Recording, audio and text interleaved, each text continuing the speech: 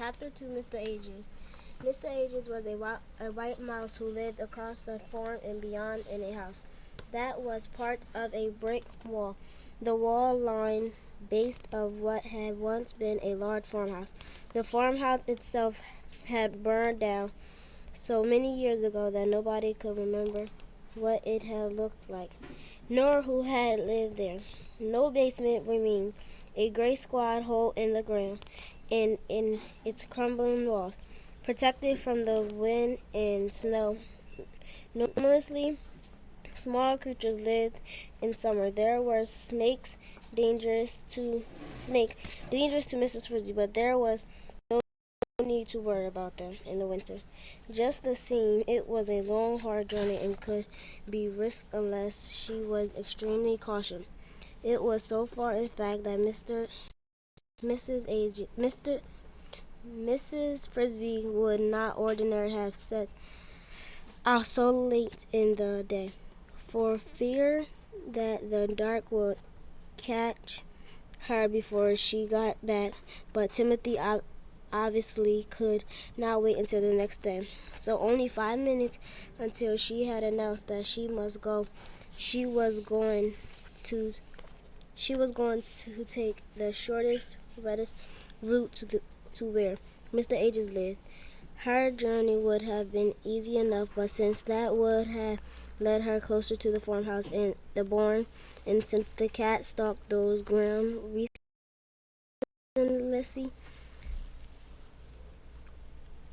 reluctantly, she had to plot a much more roundabout way, circling the whole side farmyard and sticking so the fringing of the woods. She looked along, briskly moving in the easy horse-like canter mice as when they are trying to cover ground. Her progress was almost completely noisily. She chose her patch where the earth was bare or where grass grew, and she avoided dead leaves which would rustle and crackle even under the small weight. Always she kept an eye out for hiding places, logs, roots, stones, things to scurry under if she should meet a larger animal who might be unfriendly. For though the cat was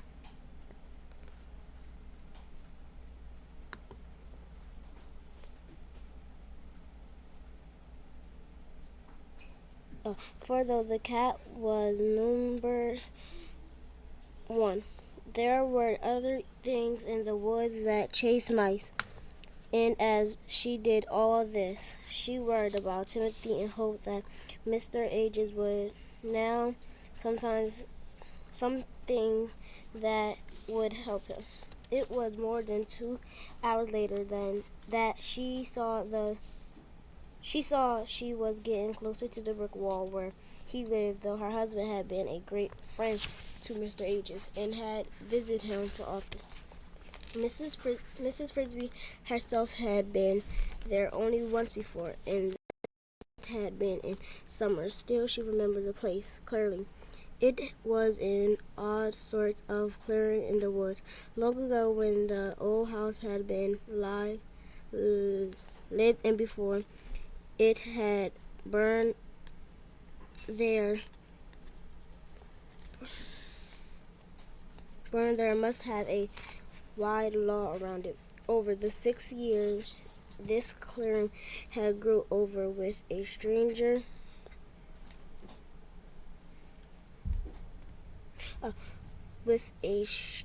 mixture of high rank grass, tall weeds, berries, and wildflowers. In the summer, it was a wild and beautiful place, bright with blooms and full of smell of blackberry blossoms, purple and clover. There were horse plants as well, spiked gemsons, weeds, and poisonous dark poke berries, and bees drawn everywhere. But in winter it had a bleak and almost ghostly look for the blossom and the green leaves. And the green leaves were gone, and only the dry skeleton of the weeds stood, hung with the stalks and seeds and pods that rattled in the wind. It was from these seeds and from the flowers and roots beneath them that Mr. Ages had made the dreaders and powder that could sometimes save the sick from dying. The time she had been here before that was for Timothy, too, when he was a little baby, scarcely bigger than a marble. He had wandered while playing with the other children a little way from them, and had been bitten or stung by something poisonous. They did not know what. When the others found him, he was laying curled in a ball, paralyzed and scarce able to breathe. That time, her husband, Mr. Frisby, had been alive, and between then, talk and turn, they had managed to carry Timothy to Mrs. Age's house. It was a sad and frightening journey. And when they arrived, they had been afraid he might already be dead. Mr. Ages looked at him, exclaimed his tongue, felt his pulse, and found a small red lumber near his neck. Spider, he said, not a black window, but bad enough. He had forced a few drops of milky liquid into Timothy's mouth and held him upright so that he could trickle down his throat, for Timothy could not swallow. In a few minutes, his small muscles unlocked, and he was able to move his arms and legs. He'll be all right, said Mr. Ages, but weak for a few hours. The trip back home had been a happy one, and the other children were wide-eyed with joy to see Timothy alive. Yet Mrs. Frisby thought that this had been the beginning of her frailness from the time on he tended to the stumble a little when he walked, especially when he was tired. He never grew as big or as vigorous as his brother Martin, but he thought a great deal more, and that he resembling his father. Now she reached Mr. Ages' house. A hole in a brick wall were on end of heavy floor beam had once rest. It had about 2 feet below on the top of the wall, and one reached by climbing down a short rough of stairway of broken bricks, and she knocked on his door made of a piece of shingle. Oh, let him be in, please, she thought, but he was not. There was no answer. So she sat down to wait on the narrow ledge of brick in front of his door. Half an hour passed, the sun sinking lower in the west all the time, before she heard a slight scratching noise up above, and there he came, carrying a clothes sack, boggling with some kind of lumpy materials. His fur was a soft gray, white, and so glossy he seemed almost to glow. Mrs. Frisby had heard that Mr. Ages was not truly a white mouse. That is, he had not been born with white fur, but had turned white from old ages. Whether this was so or not, she did not know. Certainly he seemed very old, very wise, yet he walked nimbly enough.